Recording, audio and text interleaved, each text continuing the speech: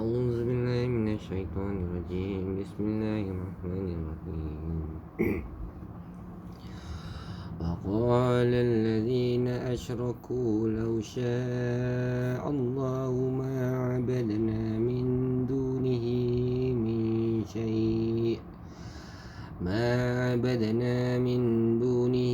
من شيء نحن ولا آباؤنا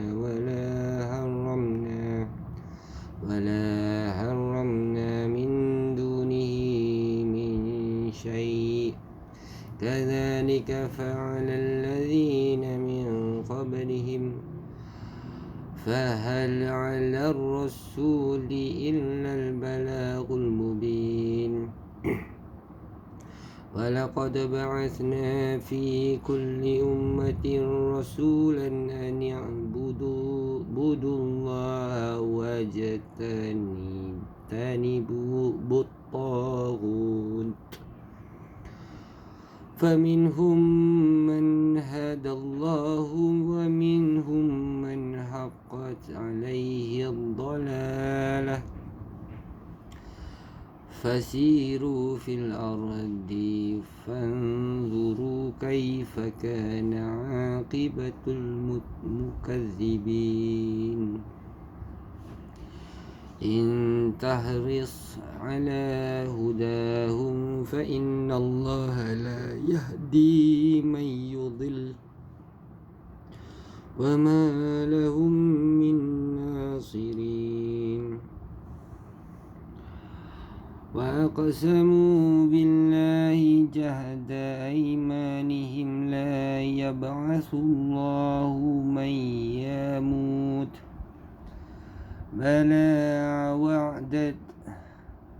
بلى وعدا عليه حقا ولكن أكثر الناس لا يعلمون. ليبين لهم الذي يختلفون فيه وليعلم الذين كفروا أنهم كانوا كاذبين.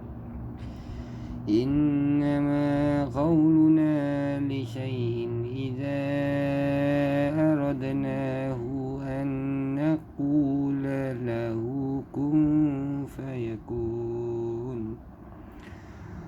والذين هاجروا في الله من بعد ما ظلموا لنبوئنهم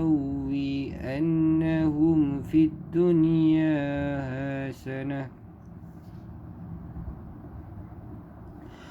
ولأجر الآخرة أكبر لو كانوا يعلمون.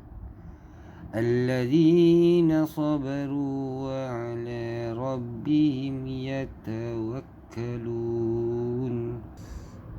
Dan orang-orang musyrik berkata, jika Allah menghendaki, nescaya kami tidak akan menyembah sesuatu apapun selainnya, baik kami maupun ibu bapa kami, dan tidak pula kami mengharamkan sesuatu pun tanpa izinnya. Demikianlah yang dilakukan oleh orang-orang sebelum mereka. Bukankah kewajipan para rasul hanya menyampaikan amanah Allah dengan jelas? Dan sesungguhnya kami telah mengutuskan seorang rasul untuk setiap umat untuk menyerukan, sembahlah Allah dan jauhilah taghut. Kemudian di antara mereka ada yang diberi petunjuk oleh Allah dan ada pula yang tetap dalam kesesatan. Maka berjalanlah kamu di muka bumi dan perhatikanlah bagaimana kesudahan orang yang mendustakan Rasul-Rasul. Jika engkau Muhammad sangat mengharapkan agar mereka mendapat petunjuk, maka sesungguhnya Allah tidak akan memberi petunjuk kepada orang-orang yang disesatkannya, dan mereka tidak mempunyai penolong. Dan mereka bersumpah dengan nama Allah dengan sumpah yang sesungguhnya Allah tidak akan membangkitkan orang yang telah mati. Bukan begitu, pasti Allah akan membangkitkannya sebagai suatu janji yang benar daripadanya. Tetapi kebanyakan manusia tidak mengetahui. Agar dia menjelaskan kepada mereka apa yang mereka perselisih melakukan itu, dan agar orang-orang kafir itu mengetahui merekalah yang berdusta. Sesungguhnya firman kami terhadap sesuatu dan apabila kami menghendakinya, kami akan mengatakan kepadanya, jadilah, maka jadilah ia. Dan orang yang berhijrah kerana Allah setelah mereka dizalimi, pasti kami akan memberikan tempat yang baik kepada mereka di dunia, dan pahala di akhirat pasti lebih besar sekiranya mereka mengetahui, iaitu orang yang sabar dan hanya kepada Tuhan mereka bertawakal. Aqibah. Al-aqibu artinya hujung kaki. Ada juga yang mengatakan aqbun, jamaknya aqab.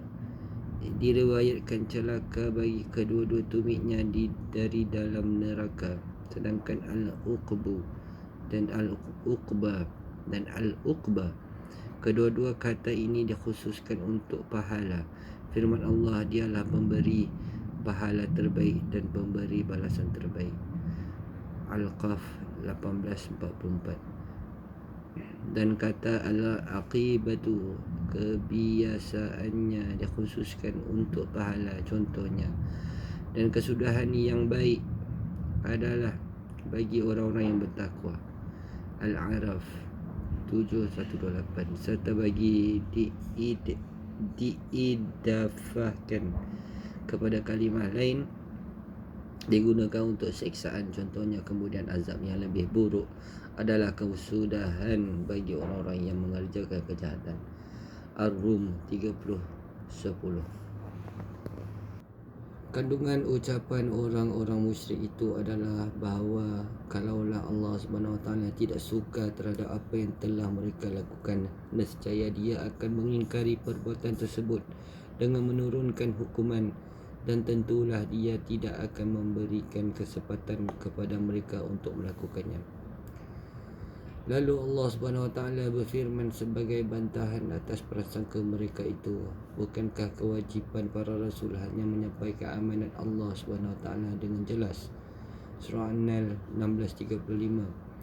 Duduk perkaranya bukanlah seperti yang kamu duga, bahawa Allah tidak membalas perbuatan kamu itu.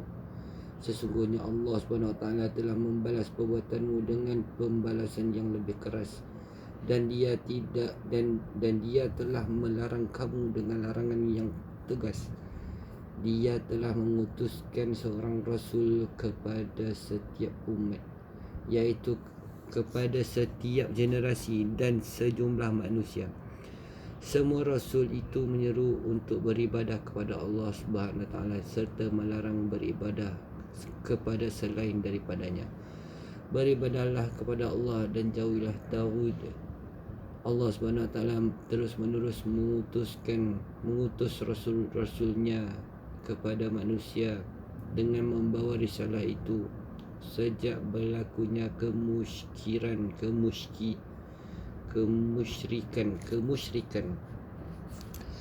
di kalangan Bani Adam, iaitu sejak kaum Nabi Nuh. Allah mengutus Nabi Nuh kepada mereka. Dialah Rasul yang pertama kali diutus oleh Allah kepada penduduk bumi, sampai diakhiri oleh Nabi Muhammad SAW, yang dakwahnya meliputi semua lapisan manusia dan jin yang ada di belahan timur dan barat.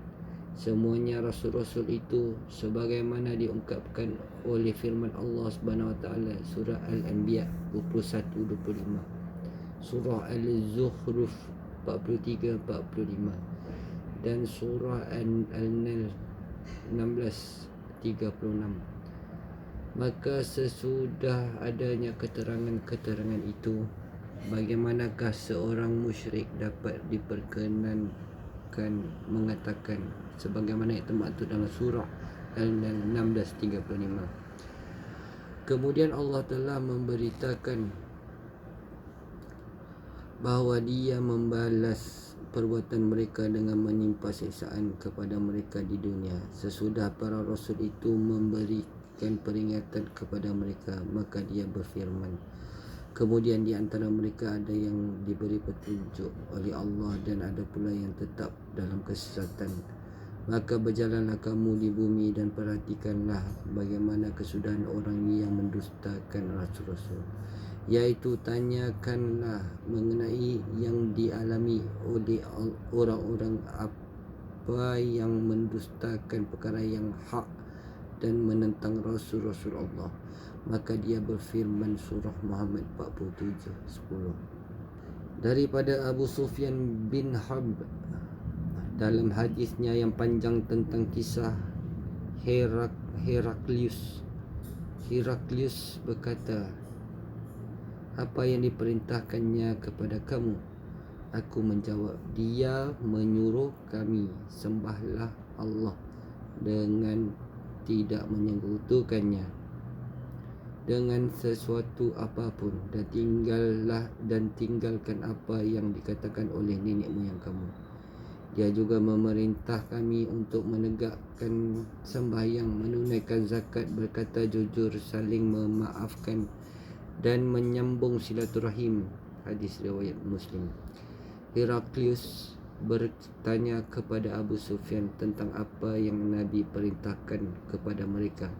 Abu Sufyan mengkhabarkan bahawa Nabi SAW memerintah mereka antara lain menyembah Allah dengan tidak mempersekutukannya dengan sesuatu apapun.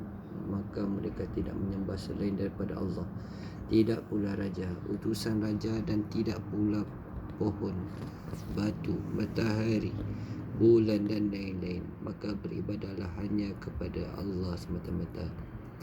Ini merupakan ajaran yang telah dibawa oleh Rasulullah dan juga oleh semua Rasul. Sebagaimana Allah berfirman antara lain, dan sungguh kami telah mengutus seorang Rasul untuk setiap umat untuk menyerukan, sembahlah Allah dan jauhilah Daud.